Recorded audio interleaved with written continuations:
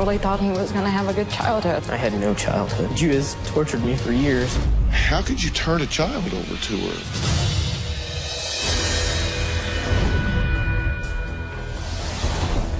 Some say blood runs thicker than water, but unfortunately that is not always the case. My first guest was only 10 years old when he took a gun into his father's room and shot him point blank in the head while he was asleep. He says years of abuse led up to the killing, not from his dad, but from his stepmother. Take a look. I was 10 years old when I shot my father to death. My father remarried to Judith when I was 5 or 6 years old. I was abused and tortured nearly every day by Judith. Judith would spank me, beat me, throw me around. She also would make me eat feces. When there were bruises on me, she would make me lay in a bathtub with ice water for hours to bring down the swelling. When I would try to get out of it, she would usually hold my head under the water. My teachers would sometimes see bruises on my arms and around my neck, and Judith would make me wear long sleeves and turtlenecks in the middle of summer. That's why she began abusing my genitals. Judith would burn me with a lighter on my genital area. She would twist and pull. Judith had convinced my father that I was a problem child. She would wake me up in the middle of the night and say, "Go grab a cup of water and throw it on your dad." I couldn't tell her no, I would just be beaten more. I was completely brainwashed by Judith. I had to do everything she said, including killing my father. Well, I know it is hard to wrap your mind around this, but Corey says killing his father wasn't an accident. In fact, it was a carefully thought out plan. Judith had planned my dad's death for a couple weeks. Judith told me my dad was dying of brain cancer. She just said it was his idea that I was supposed to shoot him and it would be ruled an accidental death. November 3rd, 2003. I got off the school bus, and as we were walking to the house, she put her hand around my neck and told me this was the day. The gun was in the laundry room, and I was to grab it and go where he was sleeping. There were some catalogs and stuff I was supposed to put over the floor and the bed to make it look like we were explaining and talking about hunting, and I was supposed to put it up to his head and pull the trigger. So I went into the bedroom and I did as I was told. My father was asleep. I laid out the magazines by myself and pulled the trigger. I shot him in the head. When I shot him, I remember hearing this one last breath that he took, and it was just long and drawn out, and I knew he was gone. As soon as it happened, I dropped the gun and I ran to the phone and called 911. Judith made sure that she was at her mother's house. I had Judith's story memorized, so I knew exactly what to say to her. I told the police that I was handing my dad the gun. He had grabbed it and kind of jerked it, and my finger was on the trigger and it went off. The police believed me. For the next 9 years, I had to keep that secret. All right. Corey, I'm glad to meet you, but I'm sorry for the circumstances, and everybody that's watching this right now is saying, you know, wait a minute, what? You went in to your father's room where he was lying asleep, and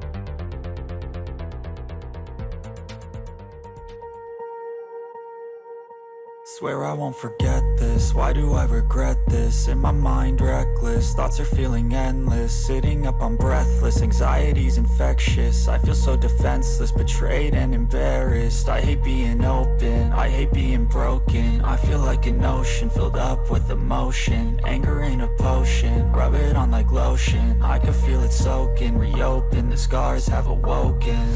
I can't move on till I let go. I feel so lost, never at home. Need to be strong, every breath hold. Cause I can't move on till I let go. I can't move on till I let go. I feel so lost, never at home. Need to be strong, every breath hold. Cause I can't move on till I let go.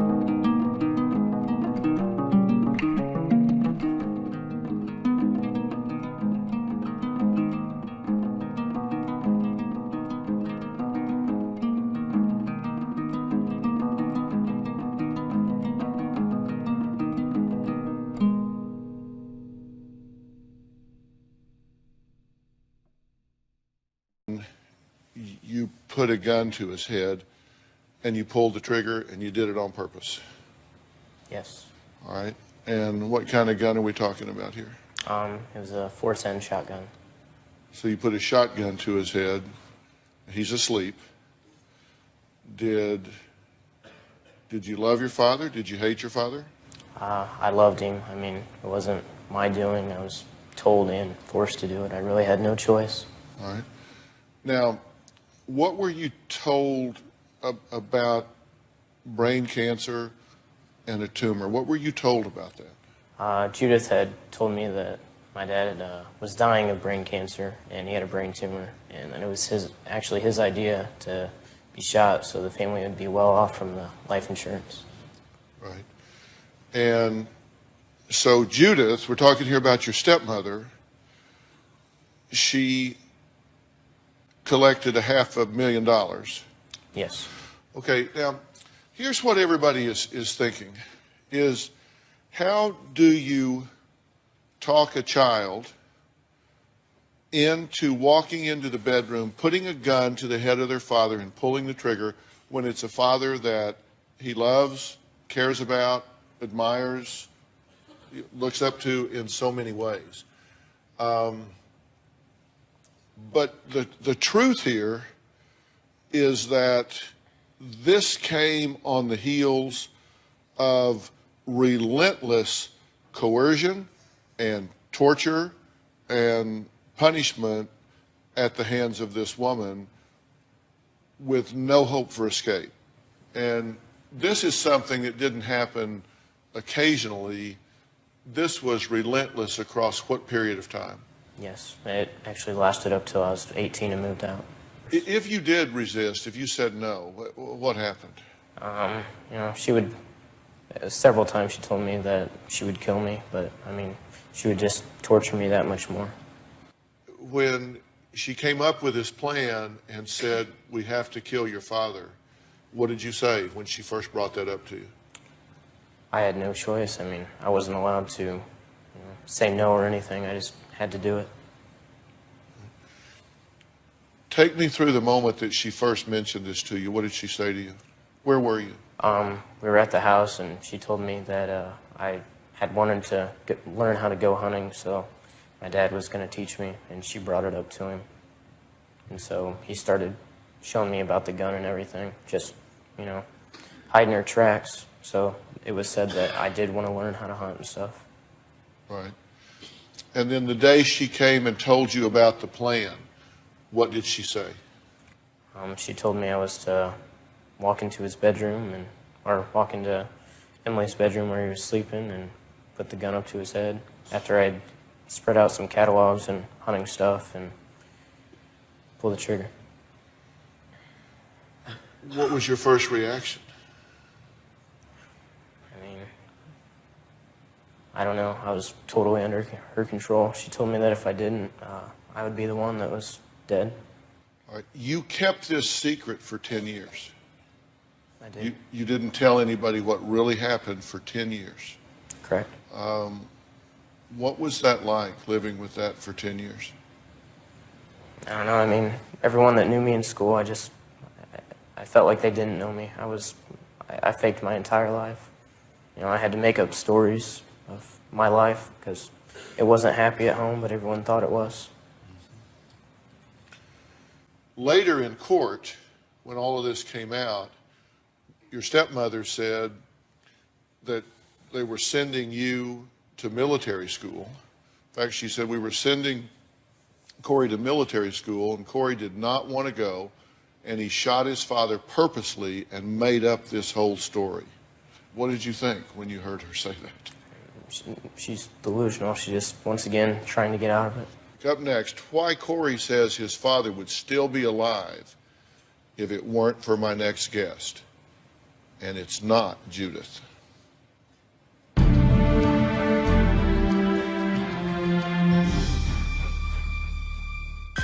Corey's father married Judith about 2 years after we got divorced. When I was 8 years old, my mother signed all of her rights over to my father. I thought it would be better for him to have a stable environment instead of going back and forth and the fighting. I had no idea Corey was being abused by Judith. Tomorrow on Dr. Phil. Both of you cheated into marriage. Both of you lied into marriage. It's a battle of the exes. The only way anything's going to work is if we're honest. Well, that ship has sailed. Everyone's taking sides. My mother showed up to court on my ex-wife's behalf. And dropping bombshells. We talked about you. Judith Hawkey was indicted for aggravated murder, but she's not the one who pulled the trigger, killing her ex-husband. She's charged with causing an irresponsible person to commit the murder, that person being the victim's son, who was just 10 years old at the time. After I shot my father, I was in the ambulance. Judith came in and she put her arm around my neck. She came right up to my ear and said, "Don't mess this up, stick to the story." She was afraid that I would tell the truth. Corey says he didn't tell anyone about killing his father for 9 years. He said he was too scared of what would happen to him if he did. Eventually, Corey confided to teachers at school. That started a process. An investigation was started. Did you think you were going to go to jail? Yes, the next day I was interviewed at school after I talked to her, and after I told them, I asked them when I was going to go to jail, and they just looked at me and said I wasn't. They said you weren't. What did you think at that moment when they said you're not going to jail? I don't know, I guess I was shocked because I kind of figured after I brought this out I would, but I didn't care. I just wanted Judith to be held responsible. When you finally gave it a voice, how did you feel? It was just weight off my shoulders. It's kind of hard to explain. Just instant happiness in a way. Now this happened when you were 10 years old. Yes, sir. You stayed with her for how many more years? Till I was 18, so 8. So 8 more years. The abuse, you say it improved. I mean, it was a little less. in frequency, but the intensity was still there. Yeah. I mean, this continued on for the next 8 years. Yeah, until the day I moved out. Until you moved out. And by this point, she thinks she's gotten away with it. Yes. She recruited you to do this. She thinks she's done, but a trial ensues. She is convicted. Now, Corey's stepmother was sentenced to life in prison without parole just this last December. However, Corey says there's another person he also holds responsible for his father's death. Take a look. I blame my biological mother, Wendy, for everything that's happened to me and my dad. Corey was about 3 when his father and I got divorced. Corey's father married Judith about 2 years after we got divorced. I would see my mother every other weekend up to the age of 8. After his father got remarried to Judith, I didn't really get to see Corey much. There would be weeks or a month or so where I wasn't allowed to see him. When I was 8 years old, my mother signed all of her rights over to my father. I thought it would be better for him to have a stable environment instead of going back and forth and the fighting. I had no idea Corey was being abused by Judith. The day I was adopted, we went to Walmart to meet up with Wendy. I didn't get a chance to talk to her. I stayed in the car, but when Judith came back out, Judith said that my biological mom wanted nothing to do with me. I remember wanting to cry, but not being able to. My whole life just kind of stood still right then and there. At the time, I thought I was doing the best thing for Corey. If Wendy wouldn't have given me up, my dad would still be alive, and I want Wendy to answer for what she did. Okay, how do you feel about what he just said? I feel hurt that he blames me for his father being dead. I don't quite understand why he blames me. What is it that you blame her for? For signing and just be completely honest. This is the time to get it out. For signing your own son over and not giving a damn about him or what happened to him. And you say, but for her doing that, your father would be alive today. If she hadn't signed you away and turned you over to this monster, that monster wouldn't have taken control of you as a child and caused you to kill your father. Correct. So you say, if there's links in the chain, that her signing you over to this monster was the first link. Yes. What do you say to that? I didn't know any of the abuse was going on. I didn't know Judith was going to abuse him. I mean, they were, after we got divorced and his dad remarried her, I had to deal with her to see Corey. And there would go links where I wasn't allowed to get him, and the fighting with her and the back and forth and going to pick him up, and she would yank him out of my car. And I just thought it would be best if I signed my rights off, but it wasn't because I didn't want him in my life. I just wanted him to be happy and have a stable life. So you gave me up so you didn't have to fight. I'm going to let Wendy answer that when we come back.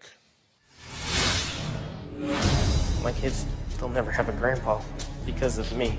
You know how I'm going to have to explain that? My dad's not here, and I hate her for it.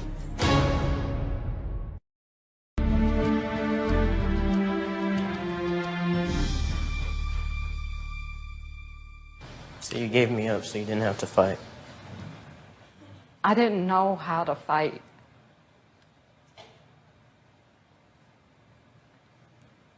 I didn't have the money. I would write the judge a letter saying they're not letting me see him. He would say, get a lawyer. I didn't have the money. But there's a difference between not having the money to fight and signing away your parental rights to this child. And I mean, that's what a lot of mothers in America right now are sitting there thinking. You know, you may have to rage against the machine. You may have to fight the court system. You may have to do whatever you can. But you don't have to sign away your rights where you don't even have the ability to intervene on his behalf if, in fact, something goes wrong. Right. I'm not trying to defend it, and I'm sorry, but I really thought at the time it was the best thing to do. For you or for him? For both of us. Because I think your dad was hurt because I cheated on him, and he used you as a pawn to hurt me. Why would you cheat on my dad? Why didn't you just stay with him? What was I don't know why I cheated on him, Corey. I was young, and I made a mistake. And I'm sorry. If you were sorry, you'd never signed me over. I'm sorry. You're sorry for what? I'm sorry for signing him away. I'm sorry. I'm truly sorry. Why won't you look at him when you say that? You look everywhere in the room but at your son. I'm sorry. I've tried to tell him this over and over again. I'm so sorry. Do you think I'm sorry? My dad's not here because of me. Because Judith tortured me and abused me for years because of you giving me up. How do you think I feel? I'm sorry. Corey, I am really sorry. Answer the question. How do you think he feels? Hurt and angry. You know, my kids, they'll never have a grandpa because of me. You know how I'm going to have to explain that? And then, you know, while I'm explaining that, I'm going to go ahead and include it's because you decided it would make your life easier if I wasn't around and you didn't have to fight for me. So you're afraid that someday you grow up, get married, and your children say, "Where's Grandpa?" Well, I shot him in the head. I mean, that's a tough story to tell, right? Yeah. And, well, where's Grandma? Well, she actually terminated her parental rights, so I don't really have a mother legally. I do genetically, but not legally. And my stepmother, well, she's in prison for the rest of her. It gets to be a sad and complex story, is your point, and you're left to live with all that. How do you feel towards her? What are your feelings? I mean, it's hate. That's what it is. My dad's not here, and I hate her for it. Is that what you thought?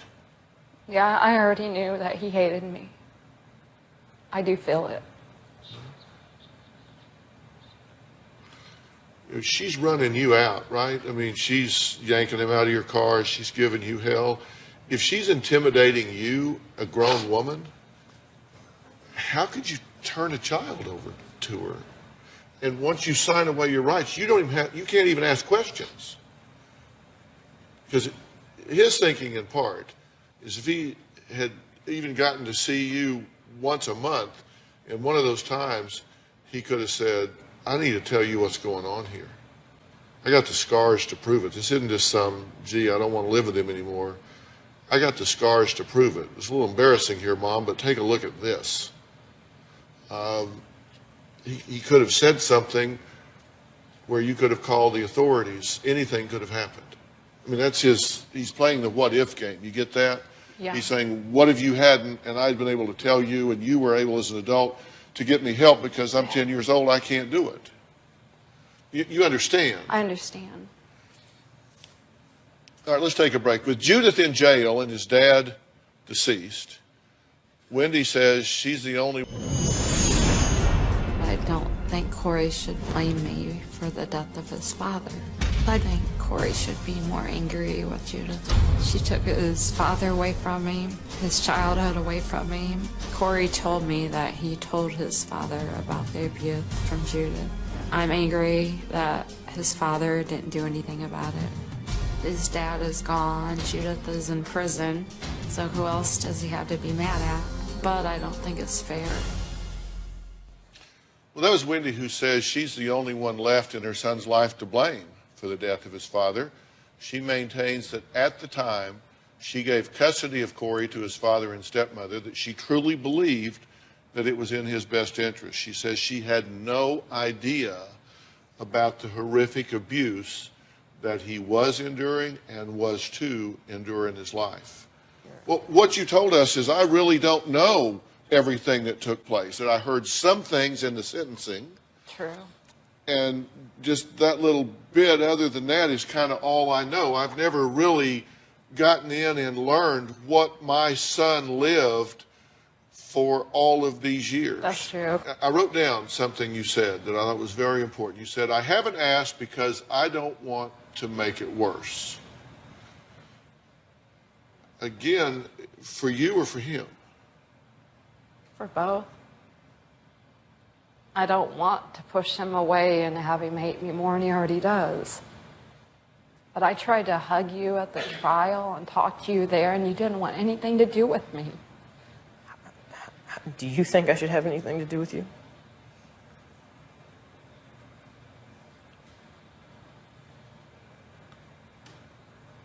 I hope someday. You hope someday I have something to do with you? I want you to have something to do with me. Do you think you deserve it?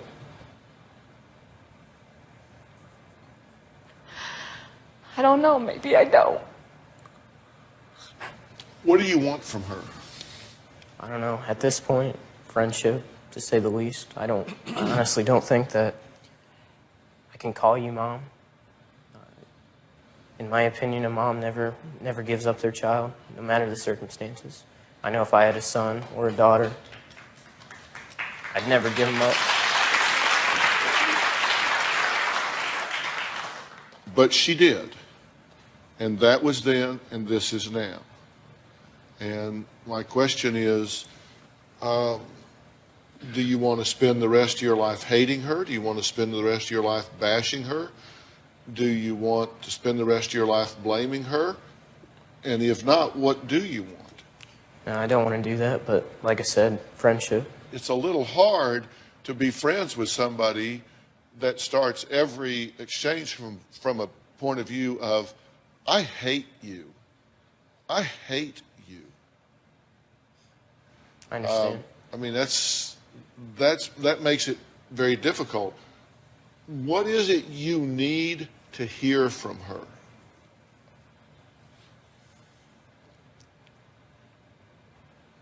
I don't know. I mean, You know, we interviewed you at length, and he had a good question. Why did you keep his sister but not him? all my sisters. To be honest, I don't know why. I really thought at the time I signed those papers, Judith wasn't the nicest person, but I had no idea she was capable of abusing him or not being a good mom to him. I thought she was going to be a better mom to him than I could be. And his father and her were going to raise him, and he was going to have a good childhood. I had no idea anything like this could happen. I had no childhood. Just letting you know, that part of my life, as soon as you handed me over, that was gone. I'm sorry.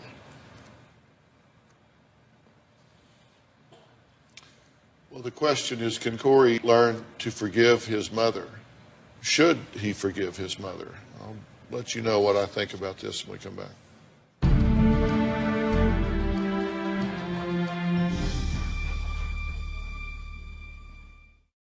Monday on an all-new Dr. Phil. A teenage girl is stabbed to death, and the two people charged are her two best friends. They stood over her body and watched her die. Why would they commit this shocking crime? Sheila isn't a sociopath. She killed my daughter. She's just all smiles the day after the murder. Exclusive interviews. Tell us what you read in her diary about the night of the murder. And secret tapes. The really big information that I'm hearing is... That's Monday. My ex-husband, Robert, did let Judith control my visits with Corey. When I would come and pick Corey up, put him in my car, she would come and open the door. When she yanked him out of the car, I didn't want to cause a scene, so I would just leave. I wouldn't have that visit with him. Judith did make me feel powerless. I want to spend a few minutes talking to you about this. And there's no way that I can make sense out of this, because you can't make sense out of nonsense. And what happened to you is nonsensical, it's illogical, it's wrong at every level. And so there's nothing that I can say or she can say or anybody can say that's going to make any of that okay. Nobody can give you back those years. Nobody can take away the pain and the hurt and the fear and the suffering and now the guilt you feel about what you did. And I'm telling you, your goal has got to be to, A, forgive yourself.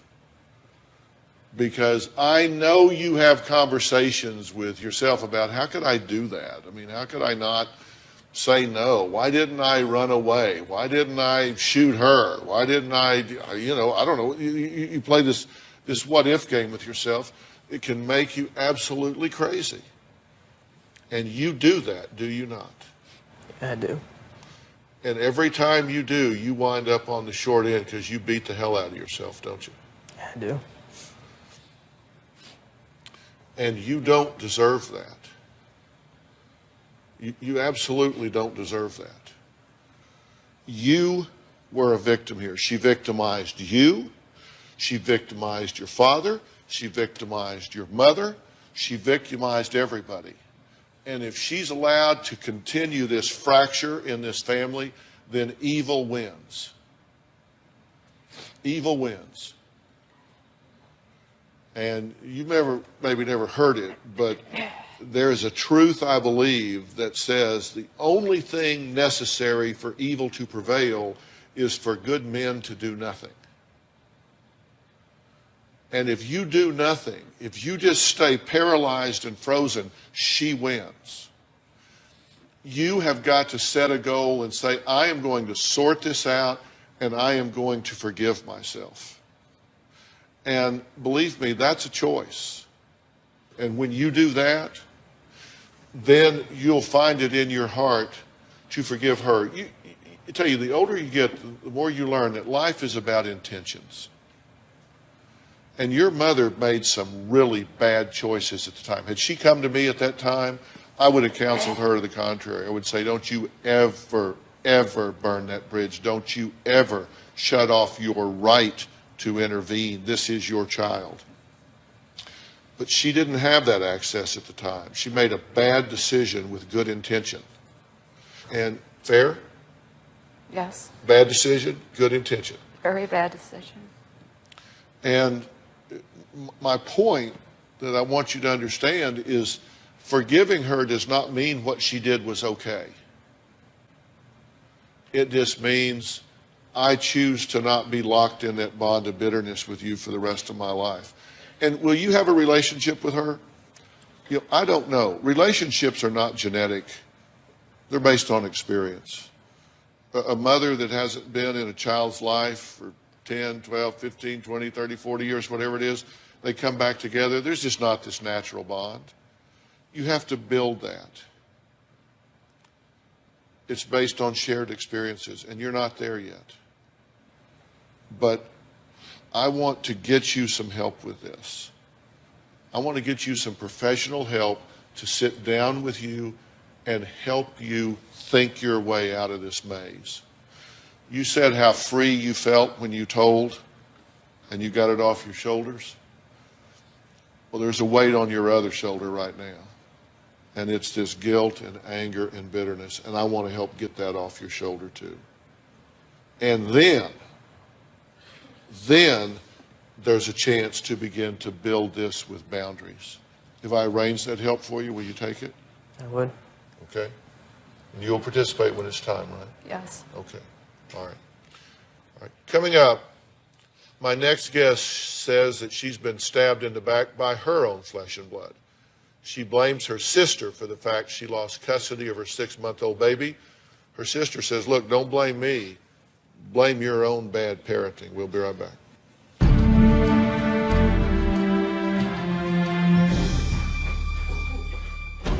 My sister Tashina stabbed me in the back. My sister thinks that I called the Department of Children and Families on her. My sister dramatized the truth. I have no problem taking custody of my niece if that's what I have to do to protect her.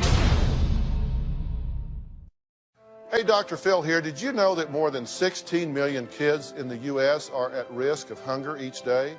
That's more than 1 in 5 children. Now, these are our neighbors, our kids that play in the neighborhood, co-workers, friends' children.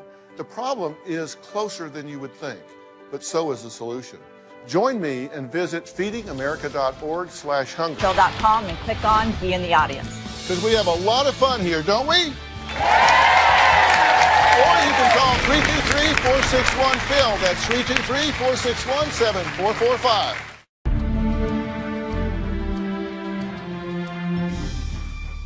Today's guests are talking about the fact that they've been betrayed by those that should love them the most.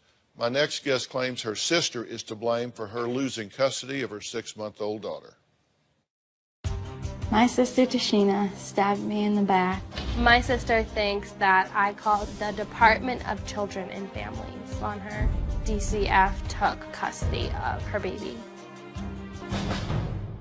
My daughter was born with a hole in her diaphragm, and she was on life support machines after she was born. I still am terrified that my daughter could die. While Michelle's daughter was in the hospital, Michelle had bragged to me that she smoked pot on the roof of the hospital. Somebody called DCF on us and said that my daughter's father and I smoke weed around our daughter and that we physically fight around her. Michelle and the baby's father got in a physical altercation where he went to headbutt Michelle and Michelle hit him. When I had a meeting with the Department of Children and Families, my sister sat at the table and dramatized the truth. She has filled their heads with lies. I have no problem taking custody of my niece if that's what I have to do to protect her. Well, Michelle says when she did have custody of her baby, Tashina would constantly undermine her, making matters worse. My sister is trying to sabotage me as a parent. I gave my sister a lot of advice, and she would just claim I was criticizing her. My sister would always hold my daughter and say, "My baby, my baby." And at first I thought I was harmless, but as it kept happening, I'd be like, can I see my daughter? Like, try and get her back, and she'd be like, "No, my baby." My sister was not putting 100% into parenting. I mean, maybe 50%. I would put my daughter down for a nap, and my sister would go and wake her up because she wanted to hold her. She'd say, "I just want to get my baby fixed." She was only a few months old, so I felt like she should not be alone in a crib, awake. I would dress my daughter up for the day, and then I would turn around 10 minutes later, and my sister would have changed her outfit. I would never change my niece's clothes unless she spit up on it. It happened all the time. I felt like I couldn't even dress my own daughter. I feel I am more attached to my niece than my sister is. She's crossing the line. Do you have custody of your baby right now? No. Who does have custody? DCF. DCF has custody of the baby. It's with a medical foster home, Yes. correct? Yes. Okay, why is she not with you? You say it's because of her, but... No, I don't think it's because of her. I think she played a big part in it. I don't think she's the one that called DCF. I think she played part in the person who called DCF, but they took her because I didn't have a stable home for her to live and because she had missed appointments, which I take responsibility for it because I relied on other people for rides. Okay, and you want this child back? Yes, I've been doing everything to get her back. Really? Yeah. And here's a checklist that she needs to fulfill in order to do so. She has to get a driver's license. She has to have a car and transportation. Do you have that? Not yet, no. No. Okay, so you don't have a driver's license, you don't have a car. You have to have a job. Yes, I'm looking. Do you have a job? No. No. Okay, you have to get some type of college. Yeah, and I was going to apply this week, but I came here for this. Yeah, so you don't have that. Nope. You're not involved. No, I just got no. the list of things a week Okay, ago. Social Security card? I had an appointment to do that this week, but I came here. So it was all going to happen this week? Not everything. I mean, the Okay. license, that's Social not going to happen Security card, fast. you don't have stable living environment? Looking for an apartment right now with my boyfriend. With your boyfriend? Yeah. But you don't have a place? No? Nope. Okay. Birth control? Yeah, I did that. I went to the doctors because that was one of the things on my list to do, and I got that all set up. And mandatory counseling that you're supposed to participate I'm in? in that. You've been inconsistent about it. Yeah, definitely. Okay, It's hard. let's just cut to the chase. No transportation is the Right. hardest part. Well, for whatever reason. You know, you say that you really want this baby back, but I can tell you, as someone that's been involved in these things a number of times, I never listen to what people say. I just look at what they do. And you're here blaming your sister, saying she's a big part of this. Well, no, that's not true. You said she's trying to take your baby, she's being inappropriately involved with your baby, that you think she called CPS No, I or do not. turned you in? No. Well, I'm glad somebody called. Aren't you? No. You My missed daughter 12 appointments in a row for your Yes, baby, and your baby is not that well. is my fault. Because I relied doesn't on, matter. I relied on other people for rides and I didn't follow through. And after, That's not true. Yes, That it is is not And- even close to and true. A lot of the time, I brought my daughter to the ER and we'd be there till 4 in the morning and she'd have an appointment at 11. We'd go home and I'd have to reschedule. And I take full responsibility for missing my daughter's appointments. And once that had happened, I set it up so that I would get transportation through my insurance. So once I get her back, she will never miss an appointment again. Well, you don't sound like you take full responsibility because you say you were relying on other people for rides. I did. And they didn't show up. Yes, That but- sounds like you're but blaming as- people that didn't show No, because up. as my daughter's mother, it's my responsibility to get her rides, and I was wrong for relying on other people for that. Well, Michelle claims that she stopped smoking marijuana and that she just stopped smoking. We're going to find out the truth about all that when we come back.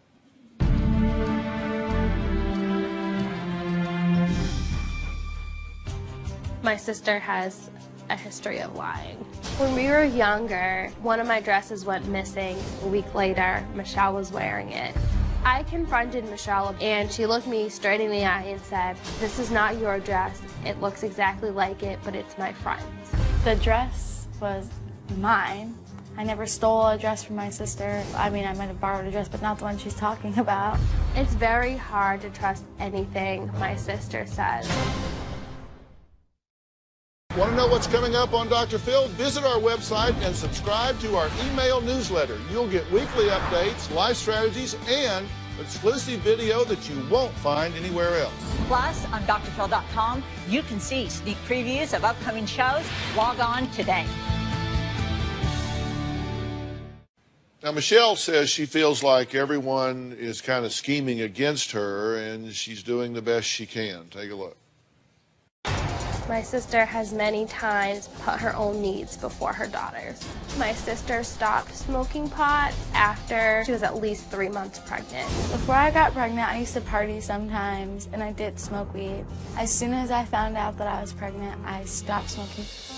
When Michelle's daughter was born, we expected her to have a lot of problems. I fundraised $1,800 for Michelle. It was gone in 3 weeks. She says that she spent the money on food, but that's a lot of money on food. She makes it seem like I went and partied with it all, but I was going to class every day, an hour and a half away. That's a lot of gas to go back and forth. I believe Michelle spent some of the money on pot. Did you spend any of it on dope? No.